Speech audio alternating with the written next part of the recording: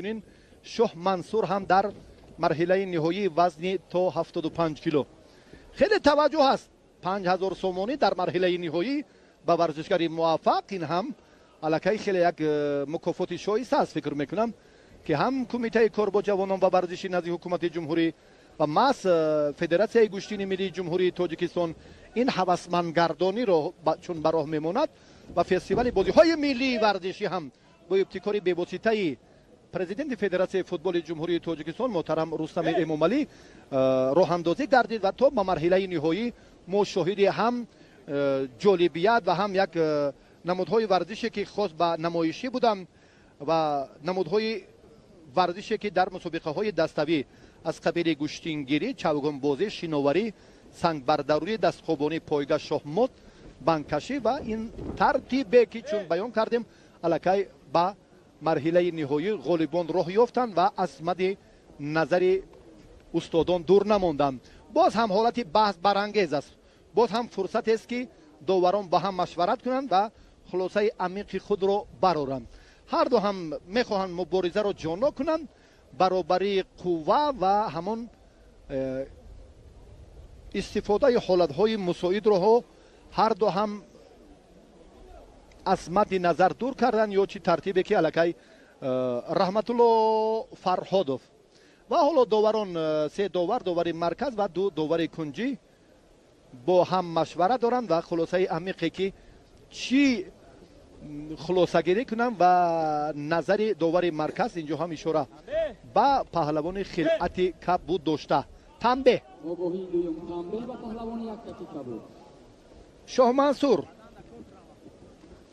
شاید از این سبق گیرد، از این فرصت، از این اشتباه حریف، از این خطاگی رقیبش و بارگر هم مبارزه برد، اما خاتمه ببرار برای خودی شохмансур یوقوبов و باز هم یک کوشش دیگر بدن اینجا هم بدون مبالغه چنین هم باشد. بله سه داور این رو هم اشاره افاده میکند با همون امر داور مرکز و الکی از ورطه مشکلی تو اندازه شохмансур رها یافت.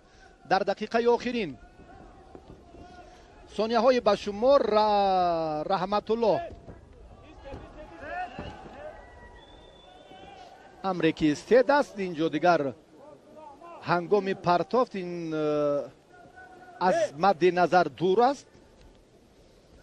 ثانیه های بشمار آخرین عمل و آخرین کوشش و چون عادتی دائمی قریب به همون گفته هایی که وزاری پهلو با پهلوان خلعت کبود داشته رحمتullo فارходов اشتباهش را در همین ثانیه های آخرین وقتی اساسی اصلاح کرد.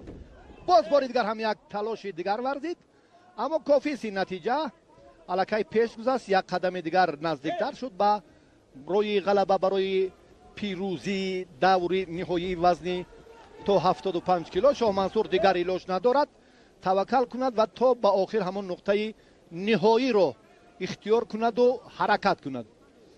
اما ثانیه های به شمار کافی نیست برای یک پرتافتی که با پهلو برابر باشد. انجامی وقت و اکنون بسیار باعث تأسف خود رئوف حکومتوف هم هست که شохмансур در اینجا بسیار حالت جالب رو صرف نظر کرد و پرتافت رحمتullo فارходов پهلو بود و رحمتullo فارходов در وضع خود سزاوار زینه اول و صاحب 5000 سومانی شد. شохмансур برنده مدال نقره و موصوف سزاوار 3000 سومانی گردید. رقابت های دیگر ادامه دارم و چون توجه میکنیم کلکی لحظه به لحظه باز هم برای دیگر ورزشگران حالت های خیلی سازگار و مساعد برای موفقیت و پیروزی به میان می آید.